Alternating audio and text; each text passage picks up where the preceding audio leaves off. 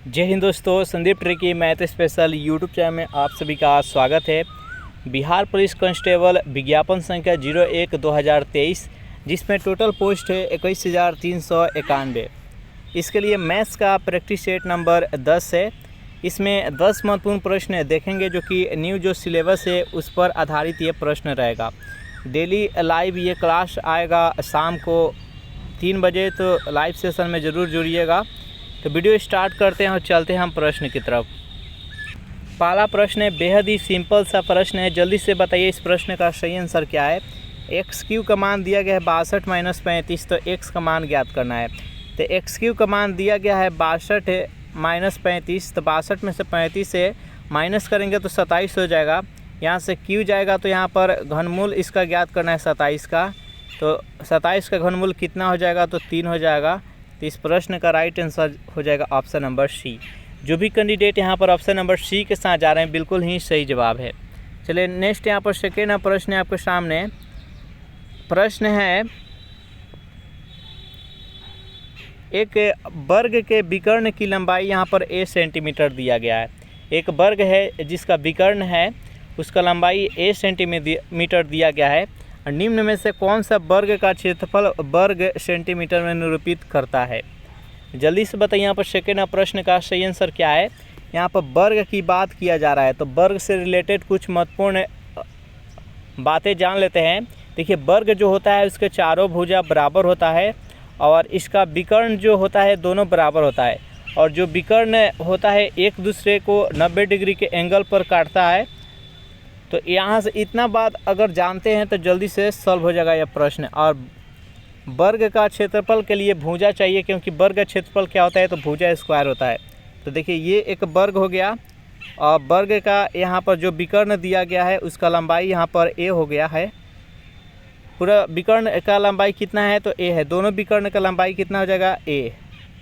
और देखिए पूरा विकर्ण का लंबाई a है, तो इसका हाफ कितना हो जाएगा, a/2 हाफ हो जाएगा। और फिर ये भी a/2 हो गया, ये भी a/2 हो गया। हम इसका बात कर रहे हैं, यानी a, o और b यह एक दूसरे को समकोण पर काटेगा। तो यहाँ पर ये पाइथागोरस प्रमेय से यहाँ से हम इसका ये यानी जो यहाँ पर AB है इसका लंबाई ज्ञात कर लेंगे, और AB का जो लंबाई रहेगा यही भुजा हो जाएगा। तो चलिए इसको सॉल्व करते हैं।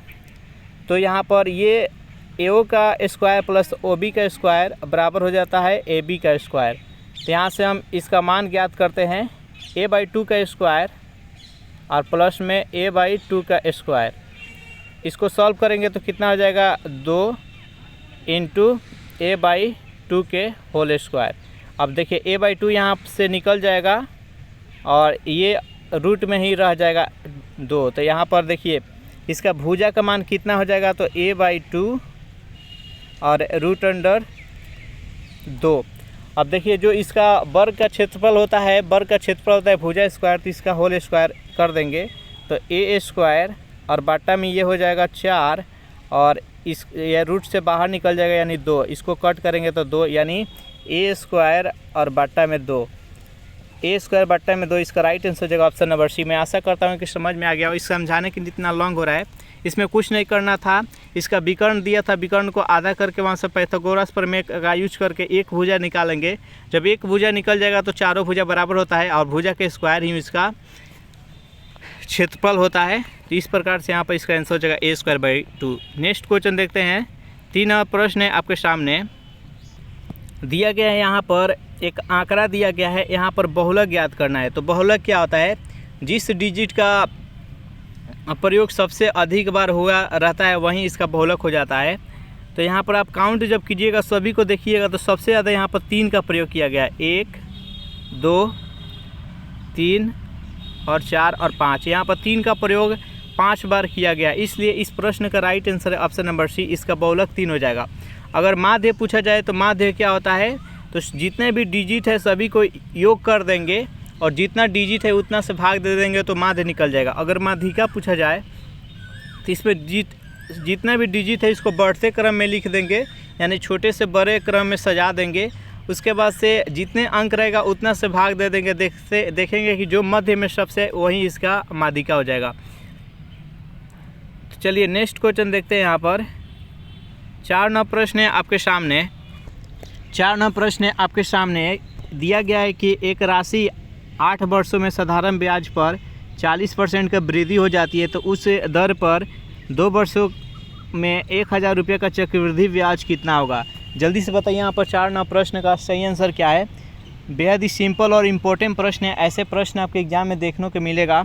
जल्दी से बताइए इस प्रश्न का राइट आंसर क्या है। देखिए यहाँ पर दिया गया है कि 8 वर्ष में साधारण ब्याज पर 40% की वृद्धि हुआ है, तो 8 वर्ष में कितना 40% का वृद्धि हुआ है, तो 1 वर्ष में कितना हो जाएगा, तो 1 वर्ष में 8 × 40 यानी 5%।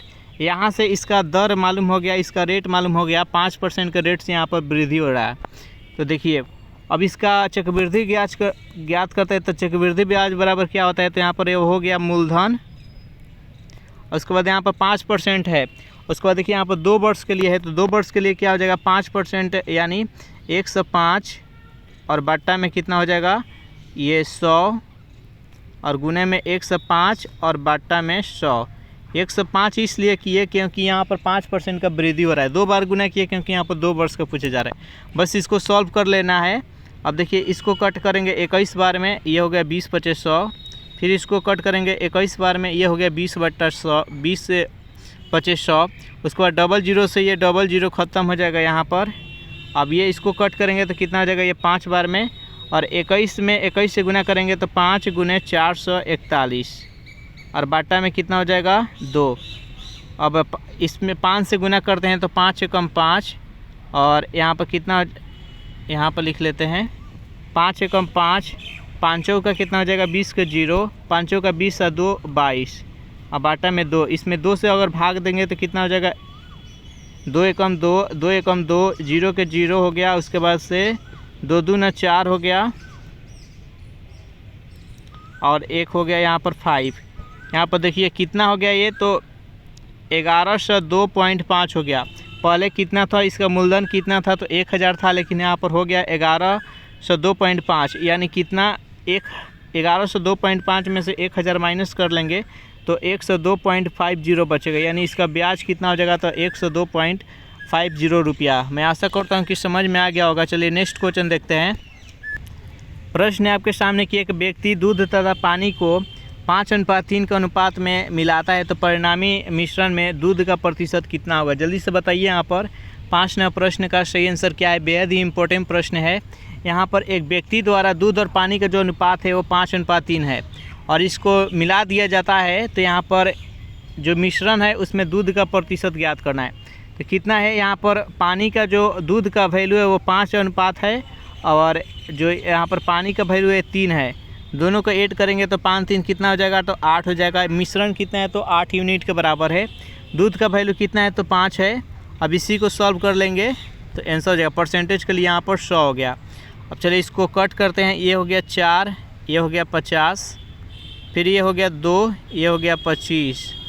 अब 25 में 5 से गुना करेंगे तो कितना हो जाएगा, 2500 का 100 और 25 से कम 125। 125 में 2 से अगर भाग देंगे तो कितना हो जाएगा 6 और 2 दूना 4 और पॉइंट में 5 यानी 62.5 इसका राइट आंसर हो जाएगा। ऑप्शन नंबर ए इसका राइट आंसर हो जाएगा 62.5%।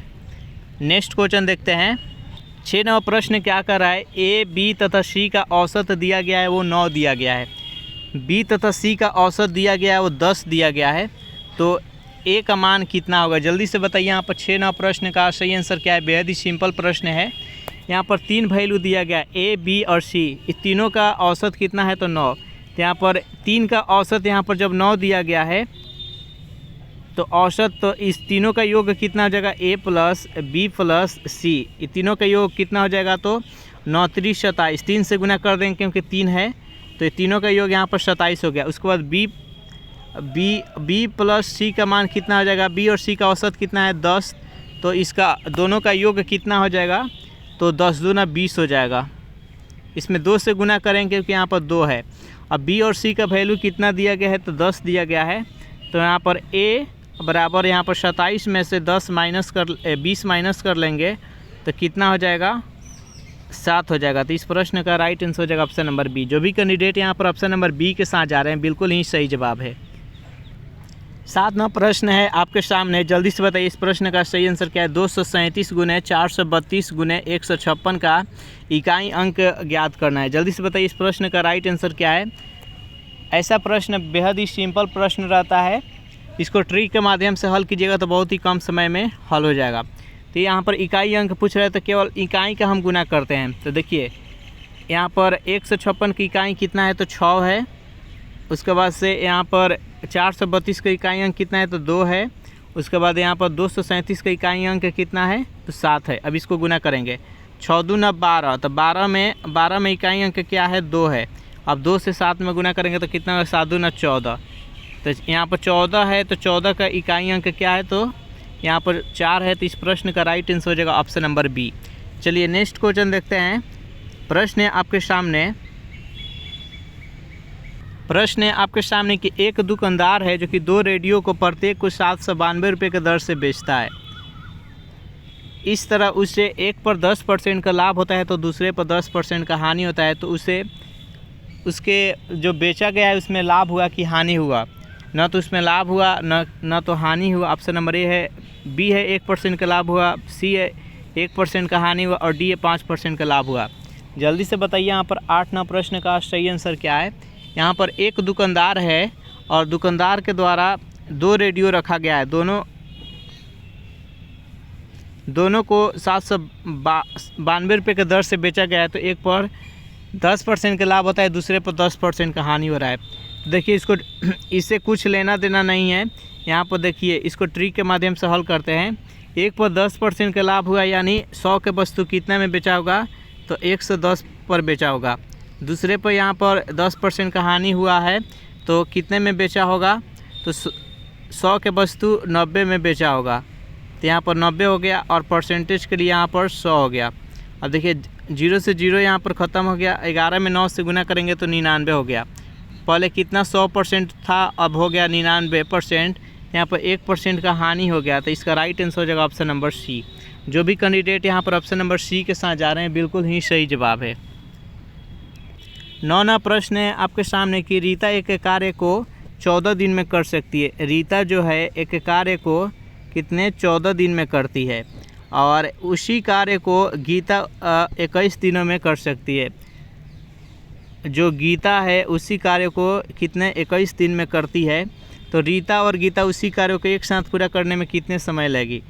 दोनों का यहाँ पर क्या करेंगे कि सबसे पहले एलसीएम निकालेंगे।